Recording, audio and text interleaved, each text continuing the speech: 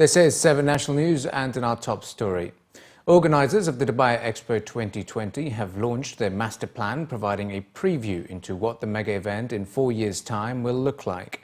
As per the plans, Dubai will play host to the Global Expo on the 20th of October 2020 until the 10th of April 2021 and is expected to attract approximately 25 million visitors. Reem bint Ibrahim Al Hashmi, Minister of State for International Cooperation, Director General of Dubai Expo 2020, said the Expo 2020 Dubai's master plan truly reflects the theme of connecting minds, creating the future, and aims to seamlessly integrate the 3 sub-themes into the urban design, infrastructure, delivery, operations and legacy of the mega event. The Expo site will spread across a 2 square kilometre revolving around the Al Wasl Meeting Plaza, which will lead to the 3 themed districts. Engineer Ahmed Al Khatib, Senior Vice President of Real Estate Development at Expo 2020, was quoted in news agency WAM as saying that the master plan design of Expo 2020 makes it an exceptional experience and a journey of discovery for the visitors. It was added that work is underway in full swing as per the schedule at the event site. Natural water reserves in Abu Dhabi could be exhausted within 50 years. That's according to a new study by Columbia University, revealing that Abu Dhabi residents are still unaware about consuming too much water. The study also highlighted that underground aquifers must be allowed to replenish before it's too late. Experts at Columbia University were quoted in a newspaper as saying that other sources of water must be found for irrigation and gardening purposes. According to the study, average daily water use per capita in the Emirates has been estimated at about 550 litres a day, which is more than twice the global average of 200 litres. Commenting on the measures taken by authorities to avoid high water usage, officials representing the Environment Agency Abu Dhabi stated that apart from cutting government subsidies for water and power, they have also implemented restrictions on building wells. Furthermore, they are also introducing a plan to use treated sewage water for farms as irrigating Abu Dhabi's plants, gardens and farms would soon exhaust groundwater reservoirs. It was reported that problems with supply are not restricted to Abu Dhabi alone, as their studies suggest that water usage across the UAE and the Gulf region is among the highest in the world, worsened by low prices. Dubai municipality is preparing to launch its first portable reference station for monitoring air pollution, according to reports quoting the Environment Department at the municipality. The portable station will be installed in a van that will monitor air pollutants around the clock and is in addition to the current 46 air quality monitoring stations, as well as a range of dust monitoring stations in crusher and quarry sites and cement factories. Once the portable stations are up and running, the municipality is expected to receive live data of air pollutants from the city's busy roads, including nitrogen oxide, sulfur dioxide, ozone and carbon monoxide. This comes as a new report published by World Health Organization warns that over 80% of the world's city dwellers breathe poor quality air, increasing their risk of lung cancer and other life-threatening diseases. It showed that urban residents in poor countries are by far the worst affected, noting that nearly every city in low and middle income countries has air that fails to meet the UN body's standards. The UN agency's latest air pollution database reveals an overall deterioration of air in the planet's cities and highlights the growing risk of serious health conditions, which include stroke and asthma. His Excellency Major General Khamis Matar Al-Mazina, the Commander-in-Chief of Dubai Police, and Dr. Abdus Salam Al-Madani, the Chairman of Index Holdings, signed an agreement to organize the first Emirates International Forensic Science Conference and Exhibition in April 2017. His Excellency Major General Khamis Matar Al-Mazina stated that the Emirates International Forensic Science Conference and Exhibition, which will be held at the Dubai International Convention and Exhibition Centre, provides a global platform that attracts top-notch forensic experts from different countries.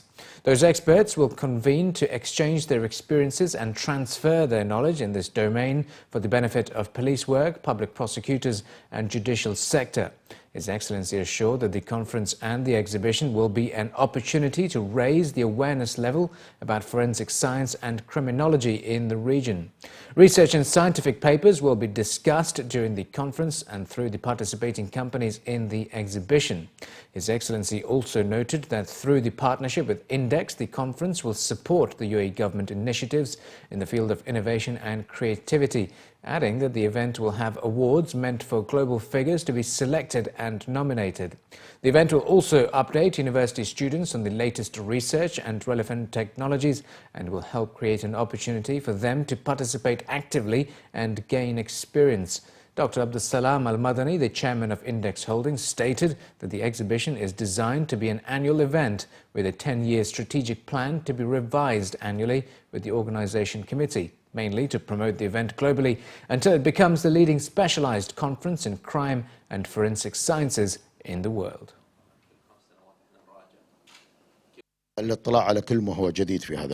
Today's science in general is continuously developing, and forensic science is no exception. There are many developments happening in the field in terms of equipment, labs and technologies. Therefore, we should stay up to date with these developments through conferences, work papers, research and seeking all that is new in this field.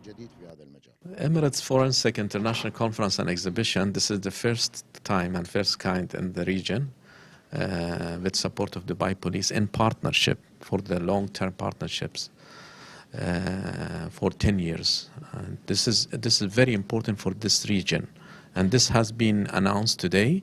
Is based on a study between Dubai Police and Index, and based on this study, we came to the conclusion that the region needs for such kind of events. In the region, in the Middle East, North Africa, there is no such kind of event. So that's why this is very important to support the specialists in this region, related from Dubai Police, the university, opportunity for the student to join. Lot of activities, not only the exhibition. There is award, there is a research, there is so many activity, which definitely will add value to our country as well and to the region. Dubai Airport Tunnel is set to be closed for traffic on Friday morning as the Roads and Transport Authority will be carrying out a mock fire drill. It was mentioned that the fire drill in Dubai Airport Tunnel will start at 2 a.m. on Friday and continue up to 6 a.m. and the tunnel would be cordoned off from 12 midnight. Crisis management team at the RTA was quoted in a newspaper as saying that the tunnel would only be cordoned off from the direction to Gusais and Sharjah, and drivers heading in this direction can alternatively use the Sheikh Mohammed bin Zayed and Ittihad roads. The fire drill will feature the participation of 11 government and semi-government entities, including Dubai Police, National Emergency and Crisis and Disaster Management Authority. Officials at the RTA highlighted that their aim is to implement uniform security and safety standards in sensitive infrastructures and districts, as well as service-providing entities in Dubai. The drill is also aimed to monitor the responsiveness and efficiency of stakeholders in discharging the tasks entrusted to them. Slow elevator speeds and freezing conditions are among the major complaints of office workers in the region, according to a joint study commissioned by the Middle East Council for Offices and the Royal Institution of Chartered Surveyors on office environments and productivity. The study found that 67% of respondents complained that there is at least one factor in their workplace making them less productive, and 3/4 argued they would work better if there was more workplace flexibility. Some 38% of those surveyed complained about the amount of time they spend waiting for a lift, and 37% said the lack of environmental controls, such as the temperature of air conditioning, solar glare or lack of natural light, also affected their ability to work. More than 50% complained they were seriously affected by interruptions, and 40% complained about noise. The survey had more than 660 respondents from 10 countries, but just over half, at 53%, were from the UAE. The study also revealed that the region has more single-person office spaces than other parts of the world, but also a very high proportion, at 87%, of open-plan space that is not being used effectively. Hot desking remains rare, with more than 90% of staff sitting at the same workstation every day. And finally, in the bulletin, Money exchange company Travelex has revealed a list of top 10 countries to help the UAE residents decide on their summer holiday destinations based on the strengthening dirham against the local currency of the destinations. The strength of the dollar in destinations means those earning their money in the GCC, which is pegged to the US dollar, can also enjoy the benefits while making their decision on their summer holidays. African destinations dominate the list, with Namibian dollar as the #1 currency to buy, since Gulf currencies increased in value by 20% relative to the Namibian dollar at this time last year. If exchanging 5,000 dirhams, a traveller will now get an extra 3,063 Namibian dollars, which is equivalent to 830 dirhams. Just in at second position, also at 20% higher, was the South African rand, followed by Brazilian real, Mexican peso and Tanzanian shilling in fifth place. Malaysia at 10%, New Zealand at 8%. Polish zloty at 5%, Thailand 6% and Philippines at 5% complete the top 10, all offering significantly more return for the amount you exchange. Representatives from Travelex have recommended travellers to hold a mixture of cash and cards to cover all eventualities and split the payment methods. In certain locations, ATMs are few and far between and can be out of action, and staking a small amount of the local currency can be useful.